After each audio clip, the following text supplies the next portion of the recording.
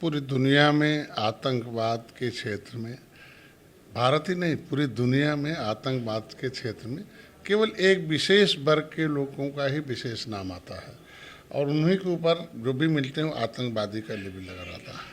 और आज के दिन में देखा जा रहा है, अगर ऐसे जिम्मेदार व्यक्ति कहेंगे कि आज आरएसएस के लोग आए, कोरोना में सेवा किया, कभी दैविक आपदा हुई, चाहे वो कोई घटना हुई, क्या नाम है, चाहे वो भूकंप की घटनाएं हुई, चाहे वो सुनामी की लहर हुई, आप देखे होंगे हमेशा आरएसएस के लोग मेरे खड़े रहते हैं।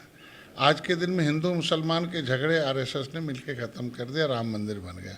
ये झगड़ा ही पैदा करना चाहते हैं। इनका आतंकवाद का तो हिस्सा देख सकते हैं कि निषाद राज किले पर मस्जिद बनी हुई है। मैंने कहा लोकतांत्रिक ढंग से उसे हटा दिया जाए, तो किसी की विरासत पर अगर मस्जिद बनी है निषाद राज के किले पर, तो निषाद राज के समय तो इस्लाम धर्म नहीं था ना, बाद में उसमें मस्जिद बनाना क्या किस श्रेणी में आता है। और आज के दिन में आतंकवादियों का साथ देना, जो नकली नोट छाप रहा हो और किसी भी संगठन के खिलाफ अमर्यादित टिप्पणी का किताब छापता हो, तो ऐसे में ऐसे लोगों को तो सज़ा होनी चाहिए। और ये लोग इन्हीं लोगों की वजह से आज कांग्रेस की दुर्दशा, सपा की दुर्दशा और उनके साथ जितने भी रहे, बसपा भी रहे कुछ दिन तक, उनकी भी दुर्दशा हुई। इनकी देन है कि भारत में आज इतनी परेशानियां हैं, नहीं तो इन्हीं आतंकवादी सोच के लोग हैं। पाकिस्तान देखो भूखों मर रहा है, यहीं बांग्लादेश देखो किस दशा में ख़त्म है। और यहाँ हमारी भारतीय संस्कृति के प्रचारकों की देन है कि आज देखो भारत कितनी उन्नति कर रहा है। आखिर इनके लोग ही तो शासन कर रहे हैं ना बांग्लादेश, इन्हीं लोगों की वजह से, इन्हीं आतंक सोच के लोगों ने आतंक मचाया। बांग्लादेश अलग हो गया, पाकिस्तान अलग हो गया, वो भी भारतीय हैं बेचारे, इस्लाम धर्म अपना लिया है। और इस्लाम धर्म अपनाते ही उनकी दशा क्या है पाकिस्तान में, बांग्लादेश में, और यहाँ भारतीय संस्कृति को जो अपनाया उसकी दशा देखो दुनिया में क्या है। तो इसका तो जवाब उन्हें देना चाहिए था कि रजा के इस बातों का मैं निंदा करता हूँ, इनके खिलाफ तो कार्रवाई होनी चाहिए। उन्होंने भी यही कहा कि आरएसएस आतंकवादी संगठन है। इसके साथ ही कई सपा के नेताओं ने अपने घर में पुस्तक तक दिखाई कि हमारे पास खुद ऐसी किताबें हैं जिसमें आतंकवाद को, आरएसएस को आतंकवादी संगठन बताया। आज के दिन में आप देखे होंगे कि राम मंदिर बनाने गए थे तो गोली किसने चलवाई थी। गोली चलवाना किसी एक विशेष वर्ग पर को किस श्रेणी में आता है आज के दिन में, और किस तरीके से हिंदू मुसलमान के राइट होते थे।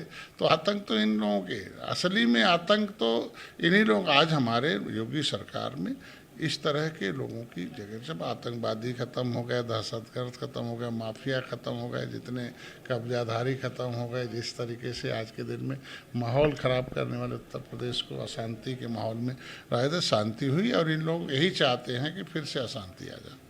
एक और अहम सवाल है, उत्तर प्रदेश के सुल्तानपुर में हुआ इस इनकाउंटर को लेकर अखिलेश यादव ने सवाल खड़े करे। अखिलेश यादव का कहना है कि जो मुख्य आरोपी था उसको पहले ही हटा दिया गया और जो आरोपी का इनकाउंटर हुआ, जिसकी इनकाउंटर में मौत हो गई, वो यादव जाति से आता था, शायद इसलिए उसका इनकाउंटर कर दिया गया। संजय, आप किस तरह? देखिए, इनकी सरकार के समय ऐसा होता रहा होगा तभी तो कह रहे हैं, लेकिन आज के हमारे सरकार में कहीं ऐसा कोई कोर्ट की टिप्पणी नहीं आई कि जहां भी इस तरह की घटना हुई हो और उसको गलत कदम उठाया।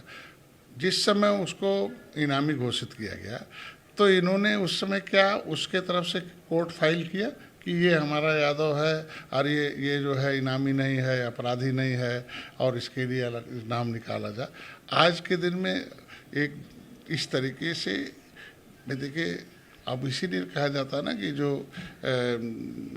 इनकी जो सरकार थी तो आखिर मिल्क मैन को कैसे इतने अवसर मिले।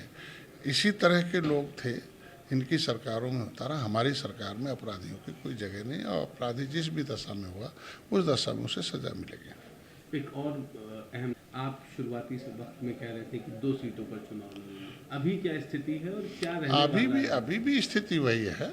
हम 10 सीट पर एनडीए चुनाव लड़ रही है।